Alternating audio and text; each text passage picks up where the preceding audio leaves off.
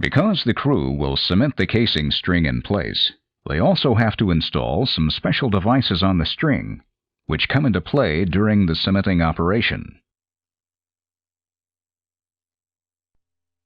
The guide shoe is a heavy steel and concrete fitting that the crew makes up on the end of the first casing joint to go in the hole.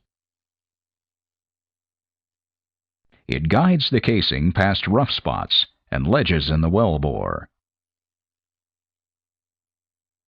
It also has an opening in the end. Drilling mud enters this opening when the crew runs the casing into the well bore. Later, cement will come out of this opening on its way into the annulus. Usually, the crew installs a float collar in the second or third casing joint run into the well bore.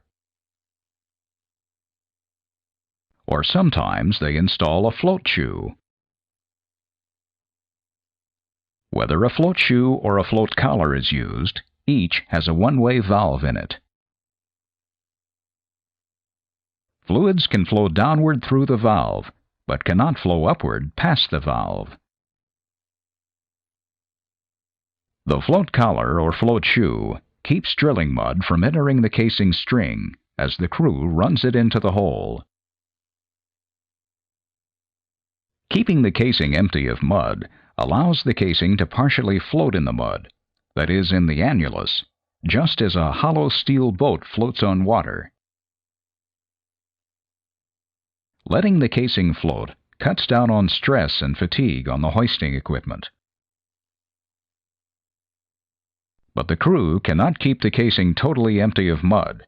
If they did, the hydrostatic pressure of the mud in the annulus could crush the casing.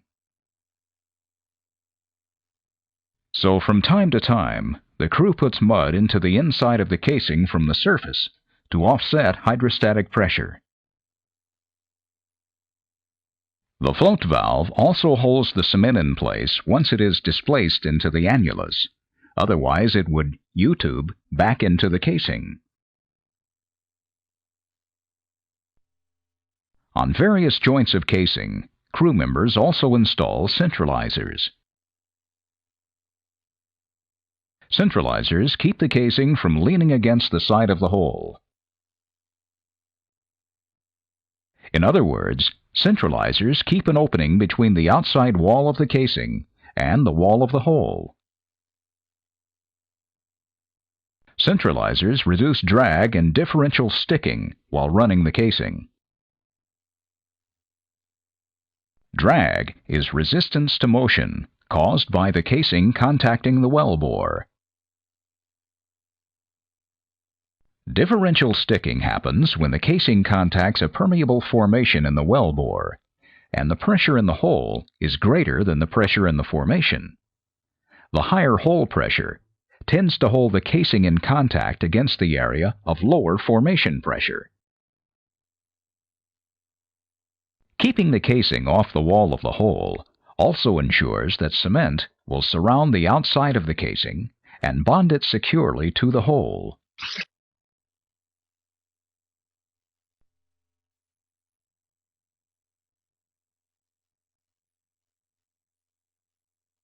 Another device that helps ensure a good bond of cement to the hole is a scratcher. Depending on the well bore's characteristics, crew members install several on the casing string. Just before they pump the cement into the casing and hole, they rotate the casing string. Or move it up and down, that is, reciprocate it. Depending on the type of scratchers they install. In either case, the scratchers remove wall cake left by the drilling mud during drilling. Removing the wall cake, solid particles in the mud that stick to the wall of the hole, helps the cement bond better to the hole